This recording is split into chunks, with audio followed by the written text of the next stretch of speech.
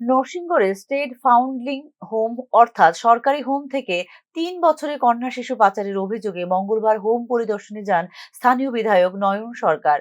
সামাজিক মাধ্যম থেকে পাওয়া তথ্য অনুসারে নরসিংগড়ের সরকারি হোমের কয়েকজন স্টাফ মিলে একটা ৩ বছরের কন্যা সন্তানকে অন্যত্র দিয়ে দেয়, যেটা বাচ্চার মা জানতো না বলে উল্লেখ করেন স্থানীয় বিধায়ক।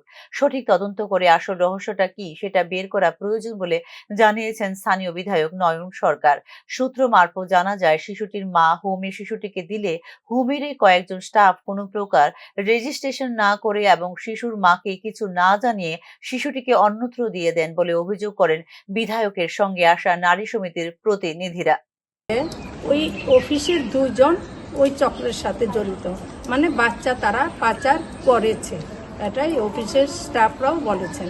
কিন্তু আমরা যে কি জায়গায় আছি, আজকে অফিসে সরকারি বেতন পায় সব কিছু, তারপর দেখা গেল তারা ওই মহিলা বুঝে না, গরিব মহিলা, দুইটা বাচ্চা আগেও আছে, আমরা এখন দেখলাম দুইটা মেয়েকে, উনি সরল সোজা মনে যে দুইটা মেয়ে আছে আর একটা মেয়েকেও এই হোমেই দেবে এই ভেবে দিয়েছে, কিন্তু দেখা গেল বাচ্চাটাকে ওই অফিসে দুজন স্টাফ পাচার করে দিয়েছে।